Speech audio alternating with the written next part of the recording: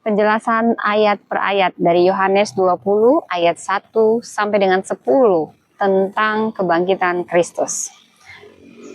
Ayat pertama, pada hari pertama minggu itu, pagi-pagi benar ketika hari masih gelap, pergilah Maria Magdalena ke kubur itu dan ia melihat bahwa batu telah diambil dari kubur. Inti makna ayat ini, Maria Magdalena pergi ke kubur Yesus sebelum fajar dan mendapati bahwa batu penutup sudah terguling. Makna teologis, kebangkitan Kristus terjadi pada hari pertama minggu itu menandai awal ciptaan baru. Maria menjadi saksi pertama menunjukkan bahwa Kristus menghargai kesetiaan dan kasih pribadi meskipun dari seorang perempuan yang dahulu berdosa. Ayat 2. Ia berlari-lari mendapatkan Simon Petrus dan murid yang lain yang dikasihi Yesus dan berkata kepada mereka, Tuhan telah diambil orang dari kuburnya dan kami tidak tahu di mana ia diletakkan. Inti makna ayat ini, Maria melaporkan kepada Petrus dan murid yang dikasihi Yesus bahwa jenazah Yesus tidak ada di kubur.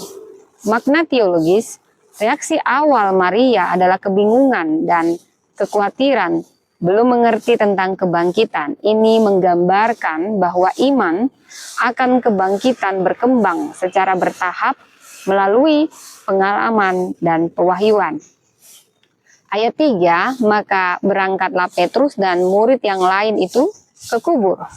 Inti makna, Petrus dan murid lain segera pergi untuk memeriksa kabar dari Maria. Makna teologis, ada ketergesaan untuk mencari kebenaran tentang Yesus ini.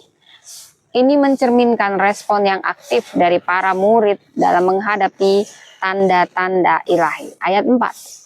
Keduanya berlari bersama-sama, tetapi murid yang lain itu berlari lebih cepat daripada Petrus sehingga lebih dahulu sampai ke kubur. Murid yang dikasihi Yesus, kemungkinan besar Yohanes, tiba lebih dahulu di kubur.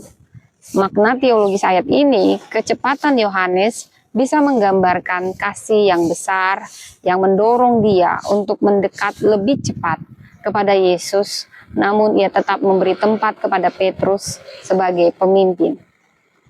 Ayat yang kelima, ia menjenguk ke dalam dan melihat kain kafan terletak di tanah, tetapi ia tidak masuk ke dalam. Inti makna, Yohanes melihat kain kafan tetapi tidak segera masuk ke dalam kubur.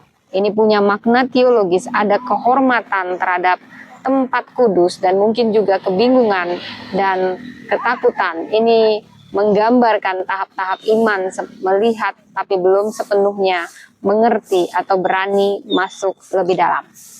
Ayat yang ke-6, maka datanglah Simon Petrus juga menyusul dia dan masuk ke dalam kubur itu. Ia melihat kain kafan terletak di tanah. Inti makna, Petrus masuk dan melihat kain kafan di tempatnya. Ini bermakna teologis, Petrus meskipun lebih lambat, dia menunjukkan keberanian dan keinginan tahuan mendalam kain kafan yang tertera, menunjukkan tubuh Yesus tidak dicuri, melainkan bangkit secara ilahi dan tertib. Yohanes 20 ayat 7, sedang kain pelu yang tadinya ada di kepala Yesus tidak terletak dekat kain kafan itu, tetapi agak di samping di tempat yang lain dan sudah terguling. Inti makna, kain penutup kepala Yesus tergulung rapi di tempat terpisah. Makna teologis, detail ini menunjukkan kebangkitan yang teratur dan bukan perampokan. Penataan lain kain menandakan bahwa Yesus bangkit dengan sadar dan penuh kuasa, bukan dengan kekacauan. Ayat 28, maka masuklah juga murid yang lain yang lebih dahulu sampai ke kubur itu, dan ia melihatnya dan percaya. Inti makna, Yohanes akhirnya masuk, melihat dan percaya. Makna teologis, Yohanes menjadi murid pertama yang percaya akan kebangkitan hanya berdasarkan tanda-tanda fisik. Ini menunjukkan iman yang tumbuh melalui pengamatan dan pengenalan akan Yesus. Ayat 9, Sebab selama itu mereka belum mengerti isi kitab suci yang mengatakan bahwa ia harus bangkit dari antara orang mati. Inti makna, para murid belum sepenuhnya memahami nubuatan kitab suci tentang kebangkitan. Makna teologis, pemahaman rohani membutuhkan waktu dan penerangan Roh Kudus.